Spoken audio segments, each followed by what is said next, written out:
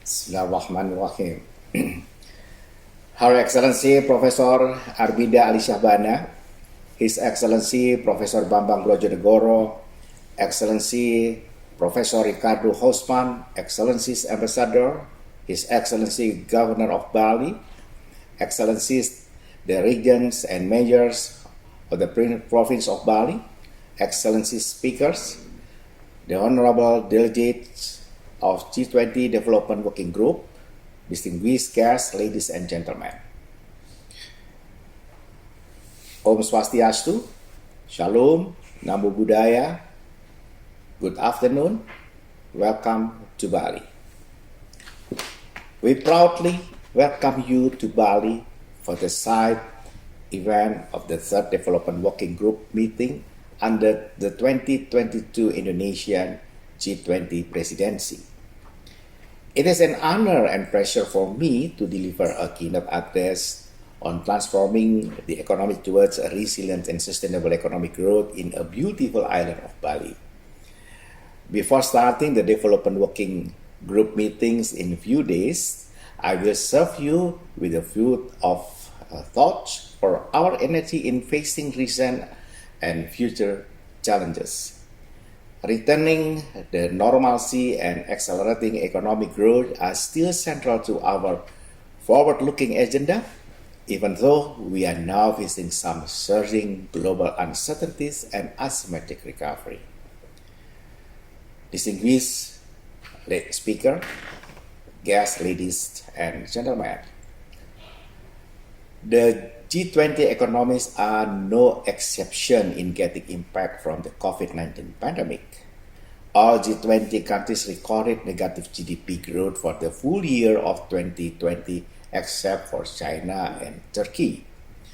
In 2021, all G20 countries has recorded positive growth, but only some economies of G20 countries are fully recovered from the COVID-19 crisis, meaning that only some countries have returned to its real GDP level of pre-pandemic. The real GDP of the remaining countries are still below their pre-crisis level.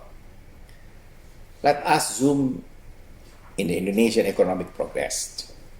COVID-19 pandemic has also delayed the development progress that was reached in past years. COVID-19 has risen back the poverty rate to double digit from 9.22% in 2019 to 10.19% in 2020. And unemployment rate has jumped significantly from 5.23% in 2019 to 7.07% in 2020. Many business entities halted to operate and people experienced income loss and decreased purchasing power. Indonesia economy contracted by 2.07% in 2020, the first contraction since Asian financial crisis in 1998. The gloomy period of our economy is over. Indonesian economy is now recovered in a good pace. Alhamdulillah. Our growth in 2021 is 3.69% and keep accelerating in 2022. In the second quarter of 2022, Indonesia economy has successfully maintained its growth at 5.44%. The year 2022 is a good momentum for Indonesian economy to recover stronger and recover together.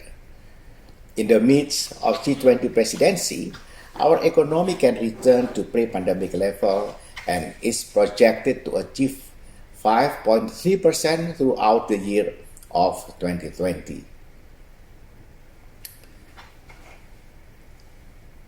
Distinguished speaker, guests, ladies and gentlemen.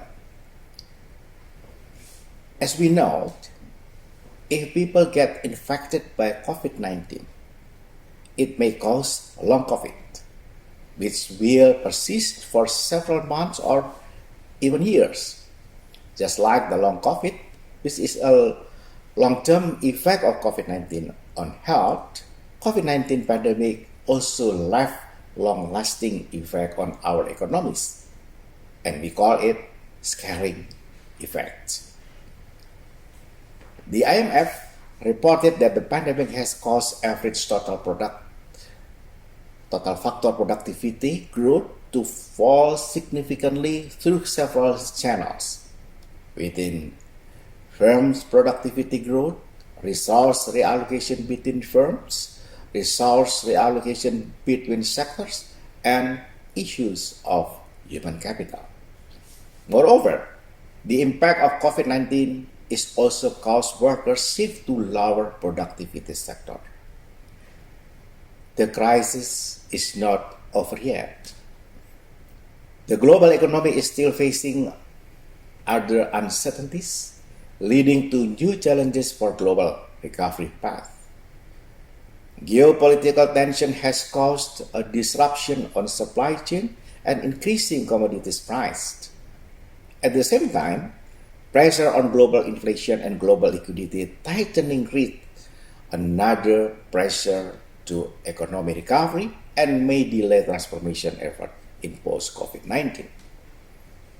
In this situation, policymakers must ensure collaborative action to intensify effort to develop shared understanding and sound principles to nurture global economics in the midst of increasing challenges and uncertainties. However, we must not lose hope, as there is always a silver lining. There's still a light at the end of the tunnel. The pandemic has brought valuable lessons for all of us.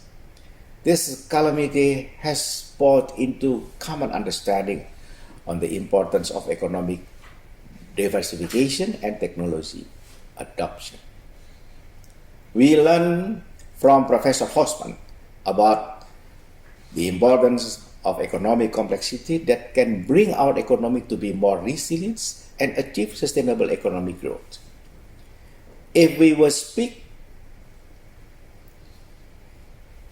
of this fundamental aspect, long before the pandemic, G20 countries had attempted to transform their economies and provided many lessons learned for us, such as Mexico, that strives to reform its economy by focusing on economic deregulation to reform on the external sector and fiscal sector. An exemplary case of South Korea, in which the important keys for the nation's economic transformation are research and innovation, as well as the great commitment of the government and its people. South Africa, that attempts to transform its economy by improving the quality of human resources and focusing on local resident empowerment.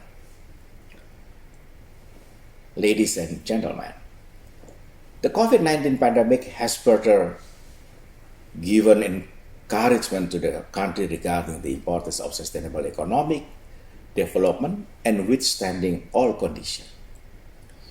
The need of quality public spending has increased to catch up with changes of global economic trends. In the post-pandemic era, the role of digitalization will increase as it creates new opportunities, bring consumers, business, learners, and educators closer and make economic transactions faster and cheaper. It is also expected that environmental and social awareness will become necessary as investors more appreciative of companies with high eco-social standards. This also emphasizes how important of the role national planning agencies to indicate a commitment to driving through a plan. As to my knowledge, the number of countries with a national development plan has more than doubled from about 62 in 2006 to 134 in 2018. The 20th century national development plans, the new generation plans, are often underpinned by theories of collaborative rationality rather than by mere rationality. especially to enhance the achievement of the SDGs. Learning from the past, we are now putting our effort to transform the Indonesian economy to a sustainable and more inclusive economic growth. It is expected this strategy can bring our economy and global economy to be more resilient and stronger for the future. Indonesia has also shown commitment to kickstart its economic transformation. Indonesia has formulated an economic transformation agenda based on the vision of Indonesian 2045 and redesigned it to adapt to new situation and future trend of global economy. The redesign of Indonesian economic transformation is to achieve the long-term objective of Indonesian economic development, which is also to escape from the middle income trap by 2035. To achieve this target, Indonesia has 6 major strategies for its economic transformation, including competitive human resources, economic productivity, green economy, digital transformation, domestic economic integration, and development a new capital city. To implement the 6 major strategies for economic transformation, the government delivers its strategies not only at national level but also at sub-national level. The strategies at sub-national level are needed because there are different economic problems and economic characteristics in each region, thus providing no room for a one-size-fits-all policy for each region. Bali, as the province experiencing the deepest economic downturn due to pandemic and as a barometer of Indonesian economy, needs special attention in post-COVID-19 to recover and transform its economy. These efforts are compiled in the roadmap of Bali Kerti economy for the new Bali era, green, resilient, and prosperous. Bali became Indonesia's first role model to carry out 6 major economic transformation strategies, which is also in line with the region's local wisdom, the philosophical value of Sat Kerti. The 6 transformation strategies to accelerate Bali's economic transformation include Smart and Healthy Bali, aims to increase the productivity of Bali human capital, Productive Bali aims to increase workers, productivity, and economic diversification. With this strategy, Bali will have middle-income class workers, modern agriculture to support realization of organic Bali, export-oriented green industry, and quality and sustainable tourism. Strategy of Green Bali aims to achieve a reduction in greenhouse gases and increase employment growth in the green economic sector through emission reduction in agriculture sector, utilizing advanced technology in waste management, promoting clean transportation, implementation of blue economic, and realizing the ideal mangrove coverage area. Strategy of Integrated Bali aims to improve connectivity facilities infrastructure. Bali will become an air logistic hub connecting Bali with domestic and global market. Strategy of Bali Smart Island aims to strengthen digital infrastructure and increase digitally skilled human. Through this strategy, Bali will have 100% digital coverage with excellent network quality, become a global startup destination, and have an integrated digital system, including smart government and smart economy. The last strategy is Conducive Bali, which aims to strengthen enablers aspect of long-term economic growth. With Bali Economic Transformation Agenda, we will achieve the new Bali era, and Bali's GDP per capita will increase 8 times from current number, and Bali's GDP will be as much as GDP of Spain economy. As part of the effort to bring Indonesian economic transformation after Bali, Bappenas will formulate economic transformation roadmap in Riau Island Province. In national level, currently we are focusing on finalizing the roadmap of redesign of Indonesia economic transformation. It will be launched during the Indonesian Asia Chairmanship in 2033. Distinguished speakers, guests, ladies and gentlemen, Indonesia introduced its economic transformation agenda, including the subnational case, as an example of building back better from the pandemic. Through this opportunity, Indonesia also means to foster synergy and collaboration among G20 countries, especially for implementing economic transformation to recover together and stronger from the pandemic. And finally, I sincerely hope that this event would lead to concrete synergic and collaborative measures that can be executed in the time-least manner with tangible outcomes. Thank you and have a nice day, and please do enjoy your time in Bali. Om Santi Santi Santi Om.